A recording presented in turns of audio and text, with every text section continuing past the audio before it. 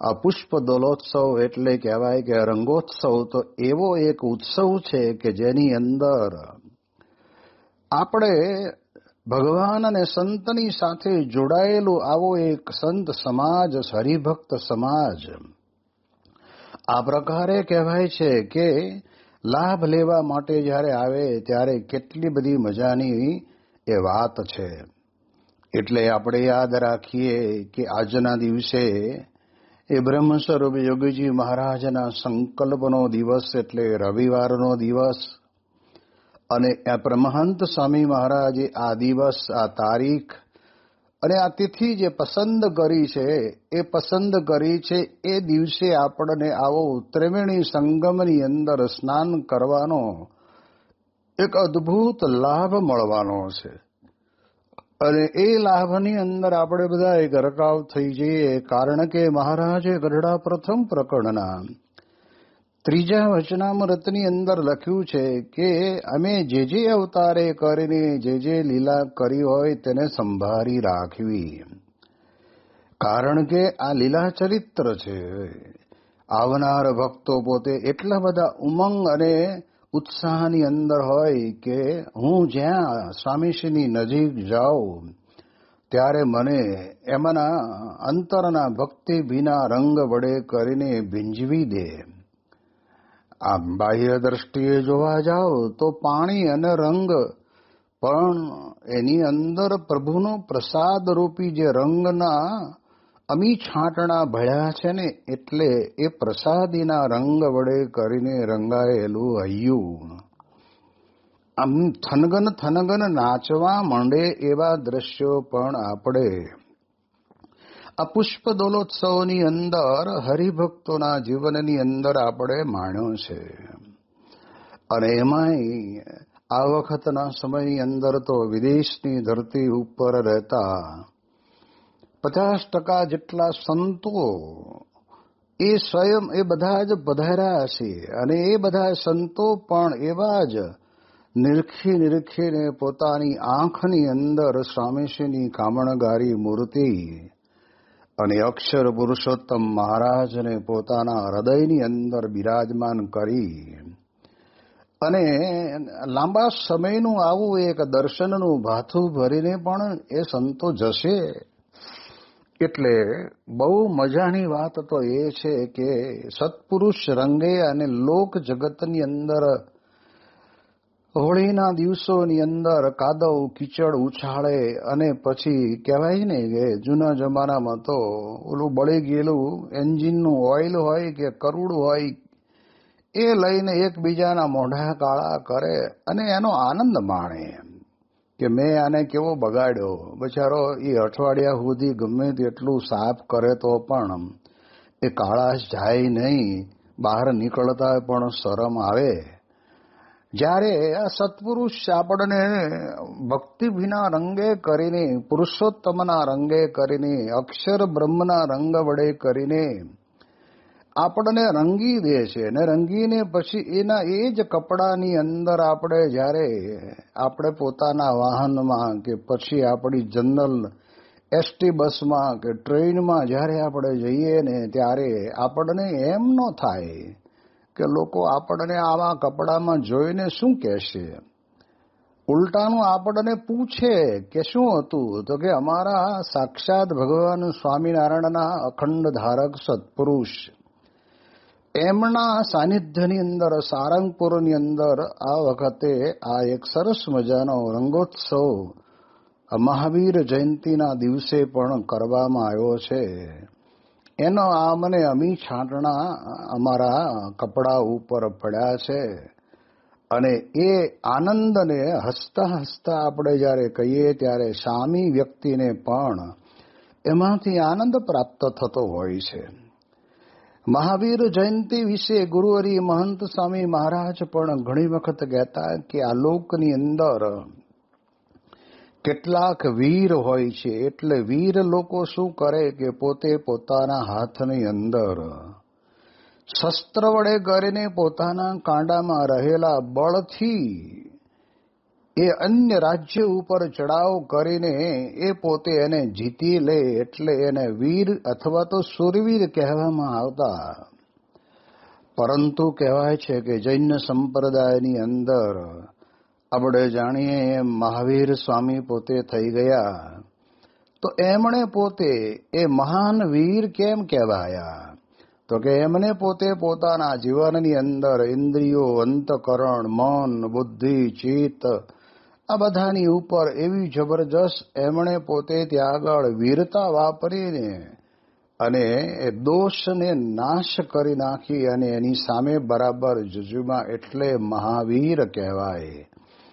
બાકી લોક જગતની અંદર લડનારો કદાચ માથું કપાઈ જાય તો એ કદાચ આપણે જાણીએ છીએ કે એ શહીદ થયો કહેવાય, પણ ઇન્દ્રિયો અંતકરણના દોરાઈ જઈએ અને ત્યારે આપણે કઈ ભગવાનના પૂર્ણ ભક્ત ના કહેવાય. પણ જ્યારે એના દોરાઈએ નહીં, અને મહારાજ કહે છે ને કે ઇન્દ્રિયો અંતકરણની ક્રિયાને દાબીને વર્તે, એ ક્રિયાએ કરીને પોતે દબાય નહીં. કારણ કે આપણે જાણીએ છીએ શરીર આપણને આપ્યું છે એટલે ઇન્દ્રિયો વડે કરીને તો આપણે ક્રિયા કરવી પડે અને કરીએ પણ છીએ, પણ એ એવી ક્રિયા કરીએ કે જેની અંદર આપણને ભગવાનનો અખંડ સંબંધ આપણનો જળવાઈ રહે.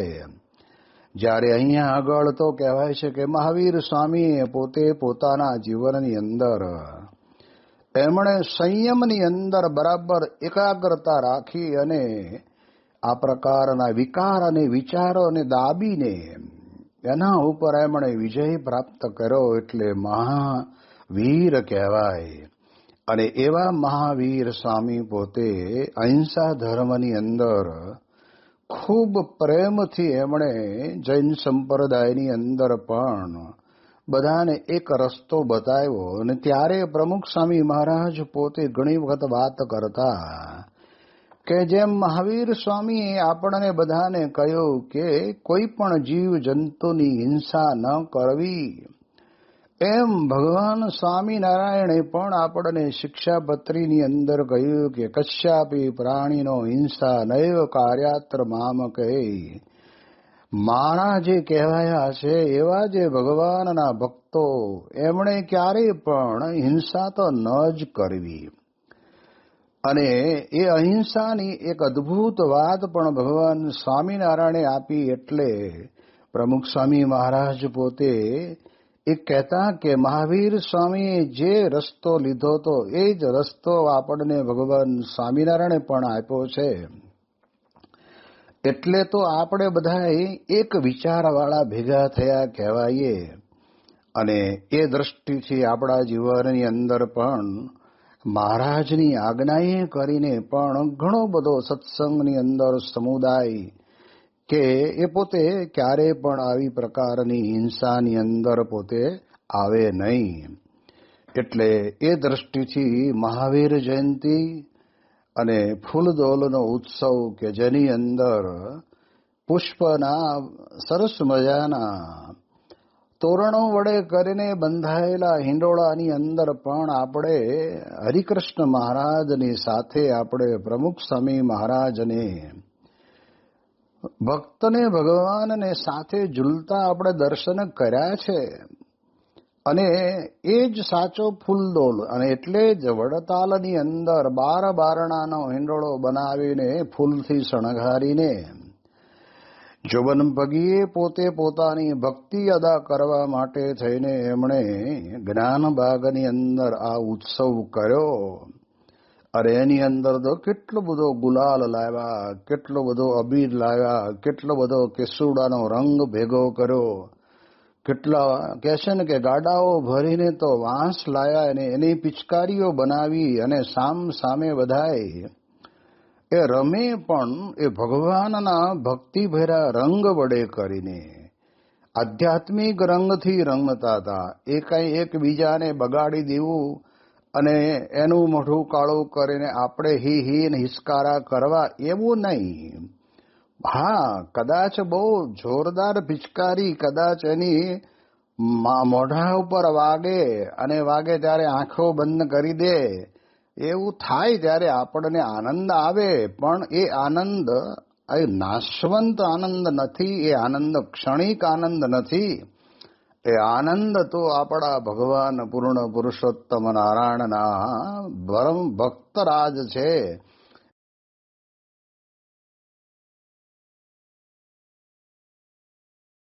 સ્વામીશ્રી તારીખ 24મી જાન્યુઆરીની સવારે 10:30 વાગે ઝાપી પધાર્યા. આ ગામ પણ સત્સંગના રંગથી રસબસ. તેથી ઢોલ નગારા વગાડતા સૌ સ્વામીશ્રીને વિવિધ કાર્યકારિણી સોસાયટીના પાકા મકાનમાં રાખેલા ઉતારે લઈ આવ્યા.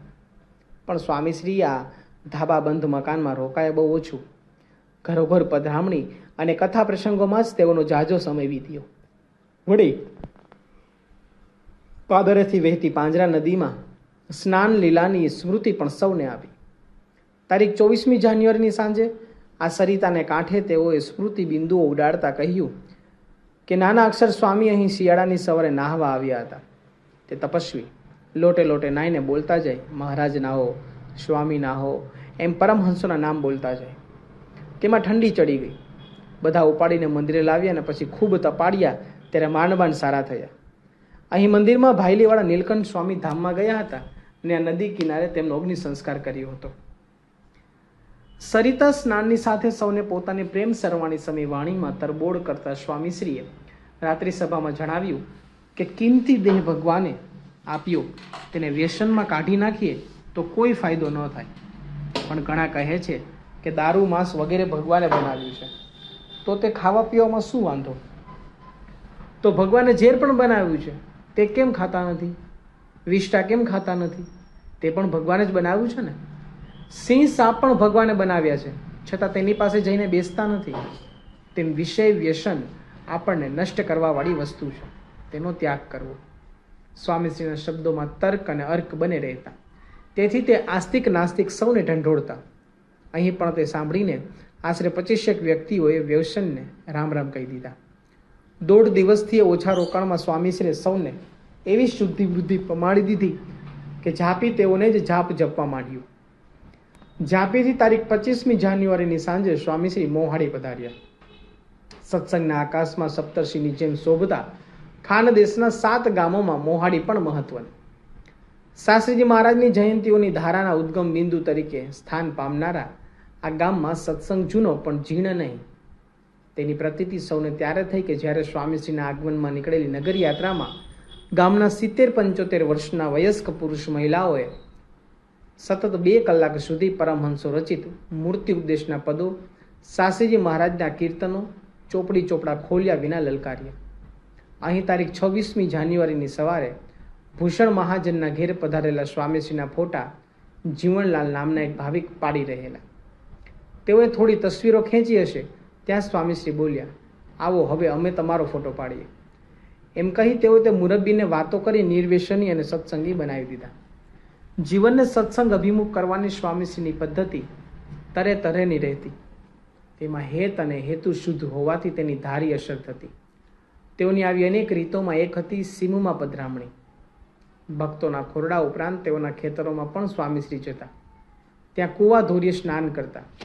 ચણા, મગફળી, શેરડી, મકાઈ વગેરે જે ઉપલબ્ધ હોય તેનો ઉત્સવ કરતા. તેના વાનગીની સાથે પણ વહાલ પણ ઉમેરતા કે તેઓએ જમાડેલા એ કાચા ધાનનો સ્વાદ 32 પાક ને 36 શાકને ભૂલાવી દેતો. આ પ્રસંગે આવનારી દાઢમાં સત્સંગ વળગી જ જતો. આ રીત અનુસાર મોહાડીમાં પણ તારીખ 26મી જાન્યુઆરીની સાંજે તેઓ ધનરાજભાઈના ખેતરમાં જે પહોંચ્યા અને ધોરિયા ઉપર મૂકેલા પાટિયા પર બેસી સ્નાન કર્યું. ચણાનો ઓળો પણ સૌને જમાડ્યો. સમી સાંજના ઠંડા પહોરે આથમતા સૂર્યની લાલીમાંથી રંગાયેલા આકાશ તળે ચોતરફ પથરાયેલી હરિયાળી વચ્ચે ગામડાની નીરવ શાંતિમાં ખડખડ કરતા જળમાં નાહતા સ્વામીશ્રીને એ મૂર્તિ સૌના હૃદયમાં ચોંટી ગઈ. જે સુખ અગમ અજઈશને ત્યાં ભોળા ભક્તો ભરપેટ માણી રહ્યા. મોહાડીથી તારીખ 27 જાન્યુઆરીની સવારે વિદાય લઈને સ્વામીશ્રી ગલવાડે પહોંચ્યા. આ ગામ પૂર્વ ખાનદેશનું અને તેના ગલવાડે ખુર્દ તથા બુદ્ધ મોટું એમ 2 વિભાગ. આ 2 ભાગમાં સ્વામીશ્રી નગર યાત્રા વિચરી. બીજે દિવસે બપોરે 2 વાગ્યે અહીંથી સૌને વિદાય લઈ અમલનેર જવા નીકળેલા સ્વામીશ્રીની મોટર વચ્ચે ફસાતા તેઓએ જાતે જોરથી ધક્કો મારી તેને બહાર કાઢી. ફસાયેલાને કાઢવા માટે તેઓનો એક ધક્કો પૂરતો થઈ રહેતો. આ રીતે અમલનેર પહોંચેલા સ્વામીશ્રી અત્રે રેલવેના પાટા પાસે બાંધેલા સભા મંડપમાં જાહેર સભા સંબોધી નગરયાત્રાના સ્વરૂપે ગરડાના નારણભાઈ સોનીના ઘેર જવા નીકળ્યા. આ બિન સત્સંગી મહાજને ગોઠવેલા ભાગવત પારાયણમાં ગરડાના વિદ્વાન શાસ્ત્રી લાભ આપતા હતા. તેથી પારાયણના મંડપમાં પધારેલા સ્વામીશ્રી આશીર્વાદ આપતા બોલ્યા, પારાયણના યજમાન ગરડાના, પારાયણ વાંચનારા પણ ગરડાના અને અમે પણ ગરડાના. તેઓની આત્મીયતા ગુણભાવી યજમાનના હૃદયને ભીનું કરી ગઈ. પુરાણીને તો શબ્દોમાં એવો પ્રેમ પદાર્થ અનુભવ કે તેઓ સ્વામીશ્રીને ભેટી જ પડ્યા. આશીર્વાદના અંતમાં સ્વામીશ્રી બોલ્યા, ચંદુભાઈ, બધાને કહો કે જમીને જાય, પણ આ જાહેરાત કરતા યજમાનના દીકરાની જીભ ઉપડી નહીં, કારણ કે તેઓ તો પોતાના કુટુંબીઓ પૂરતી 100 વ્યક્તિની રસોઈ તૈયાર કરેલી, જ્યારે પારાયણમાં તો 400 મનુષ્યો ઉમટેલા. તેઓએ આ મૂંઝવણ જણાવી ત્યારે સ્વામીશ્રી બોલ્યા, તમે સૂચના આપી દો.